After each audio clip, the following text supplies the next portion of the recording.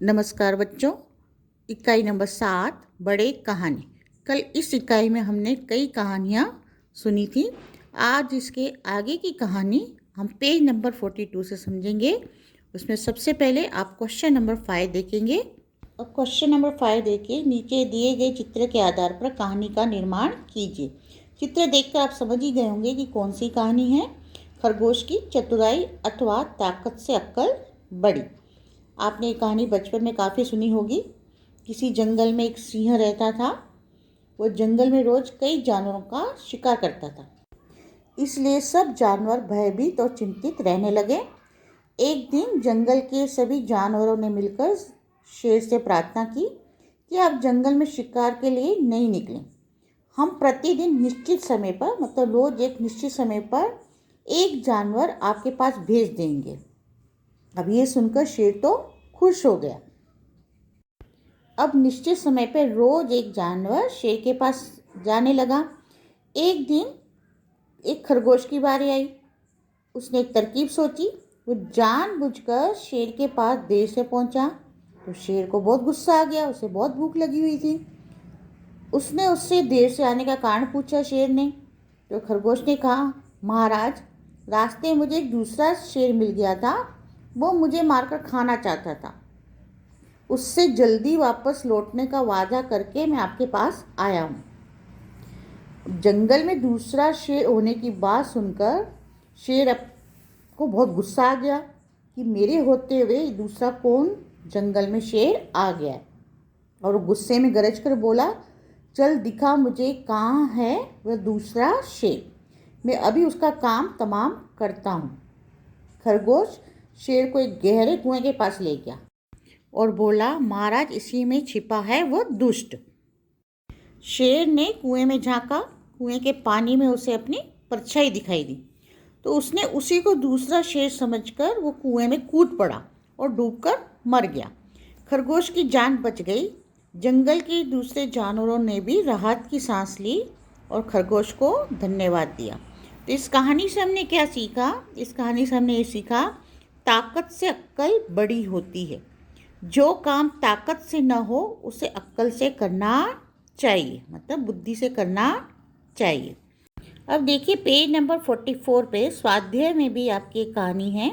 कहानी आगे बढ़ाइए, कहानी को अपने आप लिखिए। अब इसमें देखिए, एक दिन अकबर ने बीरबल से पूछा, बीरबल, दुनिया में सबसे अधिक शक्तिशाली कौन है? तो बीरबल ने क्या कहा होगा? कहानी आगे बढ़ाइए। तो ये कहानी इस तरह से है, मैं आपको सुनाती हूँ।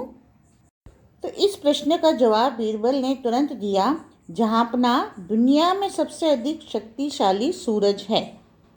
तो अकबर ने पूछा, कैसे? तब बीरबल ने कहा, हुजूर, दुनिया में 3 ही बड़ी शक्तियाँ हैं, हवा, पानी और सूरज। एक बार इन तीनों में बहस छिड़ गई कि उनमें सबसे अधिक बलवान कौन है। तब सूरज ने कोट पहनकर सड़क से गुजरने वाले एक यात्री की ओर संकेत कर कहा, जो इसका कोट शरीर पर से उतरवा दे वही सबसे अधिक बलवान है।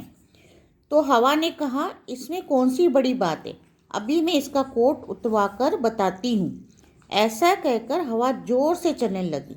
उसने तूफान का रूप ले लिया, पर इससे वह आदमी अपने कोट को और कसकर पकड़े रहा। आखिर हवा ने अपनी हार मान ली। अब पानी को अपनी ताकत दिखानी थी तो जोर की बरसात होने लगी। यात्री एक घने पेड़ के नीचे खड़ा हो गया। फिर भी वह भीग गया, पर अपना कोट नहीं उतारा। कोट के कारण उसकी कमीज और बनियान अधिक नहीं भीगी। पानी ने भी अपनी हार कबूल कर ली। अब सूरज की बारी थी। उसने जोर से तपना शुरू कर दिया। गर्मी से बेहाल होकर यात्री ने कोट उतारकर कंधे पर डाल लिया। इस तरह सूरज यात्री का कोट उतरवाने में सफल रहा। उसने अपने को सबसे अधिक शक्तिशाली सिद्ध कर दिया। बादशाह अकबर बीरबल की बात सुनकर खुश हो गया। अभी देखिए स्वाध्याय के नीचे क्वेश्चन नंबर 2, ढांचे पर से कहानी लिखिए। यहाँ पे देखो कहानी की रूपरेखा दे रखी है, उसके आधार पर आपको कहानी बनानी है। ये कहानी भी आपने काफ़ी सुनी है। एक कुत्ता था। एक दिन उसे एक रोटी का टुकड़ा मिल गया। उसे मुंह में लेकर वो एक छोटी सी नदी के पुल पर से गुजर रहा था। नदी के पानी में कुत्ते ने अपनी परछाई देखी। परछाई को उसने दूसरा कुत्ता समझ लिया। उसके पास भी रोटी का टुकड़ा था। उसे दूसरे कुत्ते की रोटी छीनने की इच्छा हुई। कुत्ते ने उस कुत्ते की ओर जोर से भौंकने के लिए जैसे ही मुंह खोला, उसके मुंह की रोटी नदी के पानी में गिर पड़ी। लालच में पड़कर उसने अपनी रोटी भी गंवा दी। मतलब उसने जो अपनी परछाई पानी में देखी थी, उसने दूसरा कुत्ता समझकर उसने सोचा कि उसके मुंह में भी रोटी का टुकड़ा है, तो क्यों ना मैं इस कुत्ते से उसकी रोटी छीन लूँ। और ऐसा सोचकर उसने जैसे ही मुंह खोला तो जो उसके मुंह में रोटी थी वो नीचे गिर गई। इस तरह हमने इस कहानी से क्या सीखा कि लालच का फल हमेशा बुरा होता है।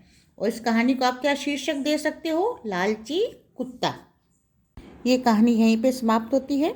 आज के लिए इतना ही। नमस्कार।